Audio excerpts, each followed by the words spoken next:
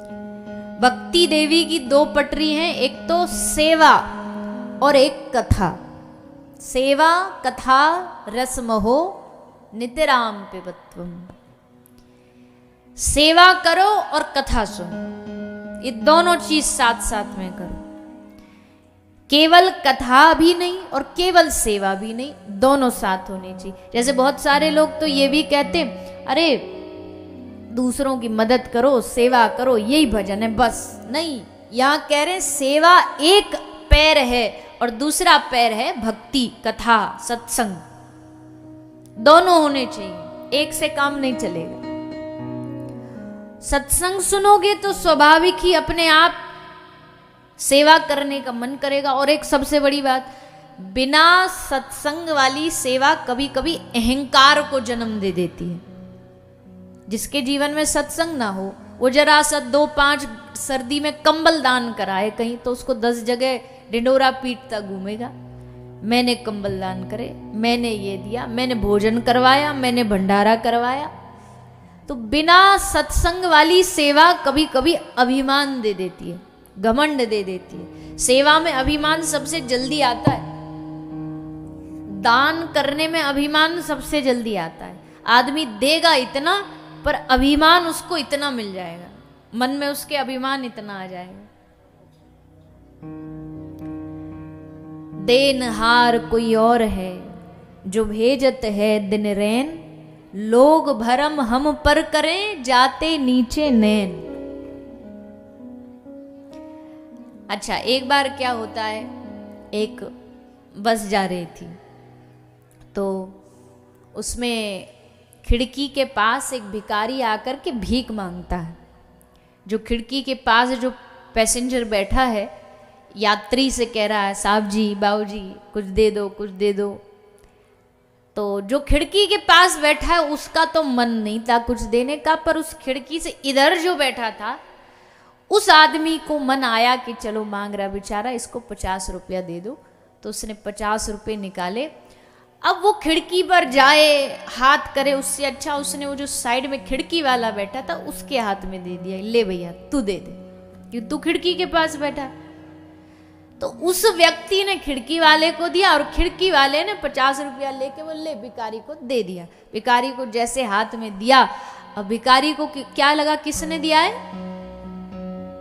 खिड़की वाले। अब वो धन्यवाद दे रहा, बाबू जी आपका बहुत बहुत धन्यवाद, आपने हमको 50 रुपया दिया, आज हमारे बाल बच्चे भोजन कर लें। वो धन्यवाद उसी को देता जा रहा है, उसी को देता जा रहा है।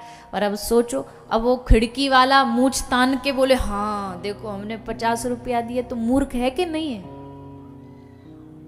बोलिए ना, कर सकते हो ऐसा कि भाई पैसा उस साइड वाले ने दिया, तुमने बस जो उसने दिया उसको आगे तक पहुंचा दिया, और फिर तुम कहते हो मैं 50 रुपया मैंने दान किया।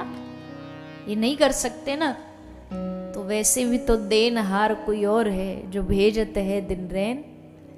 कोई हमें दे रहा है, उसमें से अगर चंद रुपया तुमने आगे किसी की सेवा में लगा दी तो काहे का अभिमान, किस बात का अभिमान करते हो? वो ना देता तो तुम कैसे आगे दे पाते?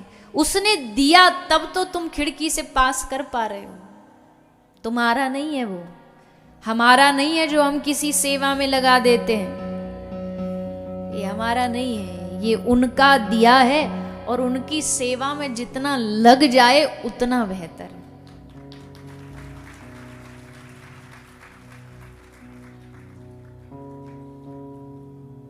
अब किसी का मन कर रहा हो, भैया हमने इतना कमाया जीवन भर और जाएंगे तो यहीं छोड़ जाएंगे, सब यहीं रह जाएगा। अरे कोई तो ऑप्शन होगा ना, कोई तो रास्ता होगा ना जो हम अपने संग ले जाएं अपनी कमाई को। बोले हाँ, एक ऑप्शन है।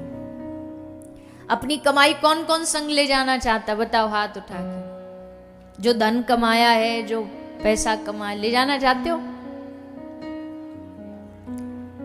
एक ही रास्ता है। क्या रास्ता है? दे जाना ही ले जाने का एकमात्र रास्ता है।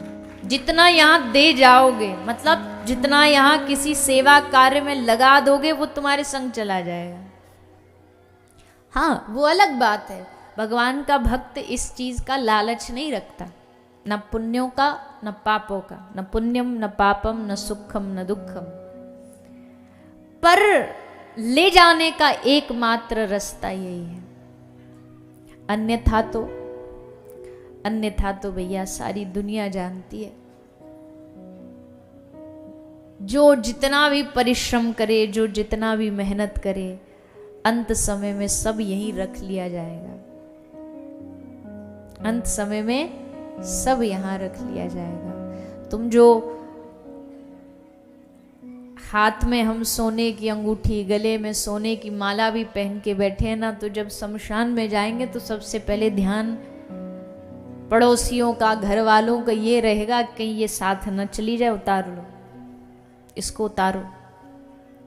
ये तक भी छीन ली जाती है, ले ली जाती है, उतार ली जाती है।